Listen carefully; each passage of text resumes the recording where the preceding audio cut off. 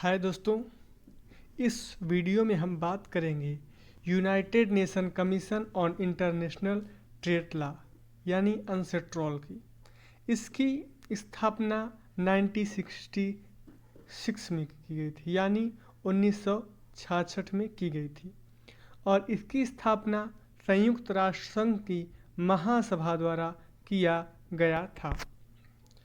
दोस्तों, यह जो अनसेट्रॉल है इसका मुख्यालय ऑस्ट्रिया की राजधानी वियना में है। इसका उद्देश्य है दोस्तों अंतर्राष्ट्रीय व्यापार की विधि की प्रगतिशील सामंजस्य एवं एकीकरण को बढ़ावा देना है।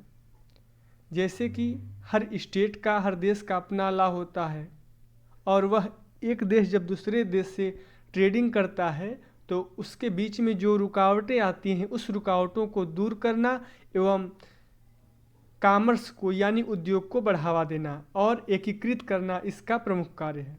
यह संयुक्त राष्ट्र महासभा का एक स्थायी आयोग है।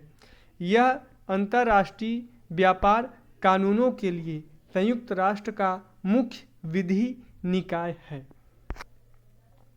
दोस्तों, इसका मुख्य उद्देश्य है अंतर्राष्ट्रीय व्यापार के नियमों को आसान बनाना, जिससे कि हर देश मिलजुल कर अपना व्यापार कर सकें, अपना माल खरीद सकें और माल को बेच सकें।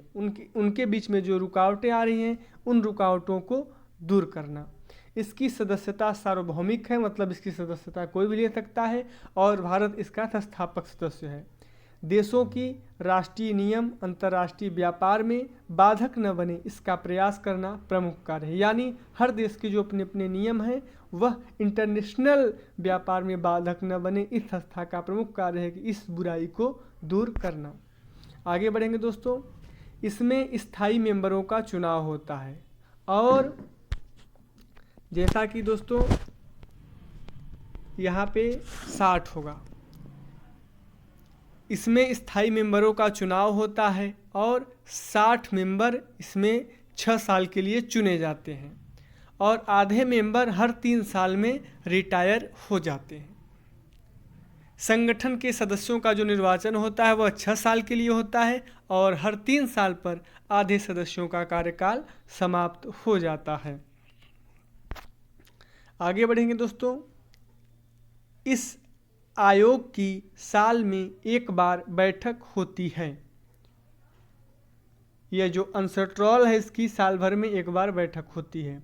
जो सम संख्या वाले वर्षों में, सम संख्या यानी जो 2 से कट जाए, जैसे 12, 14, 16, 18, 20, जब ऐसा साल आता है तो ऐसी इसकी बैठक तब न्यूयॉर्क में होती है। और अगर विषम संख्या वाला अगर कोई साल है तो उसकी जो बैठक होगी वह वियना में होती है।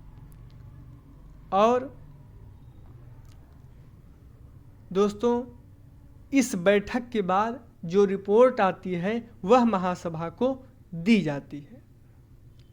सन 2007 में अनसेट्रॉल ने एक डॉक्यूमेंट तैयार किया जिसमें इलेक्ट्रॉनिक तरीकों से अंतर्राष्ट्रीय व्यापार को बढ़ावा देने के लिए आ रहे रास्ते में मुख्य विधिक मुद्दों की पहचान की गई और अंतर्राष्ट्रीय व्यापार प्रक्रिया को आसान बनाने की दृष्टि से अनेक पहलुओं पर विचार किया गया।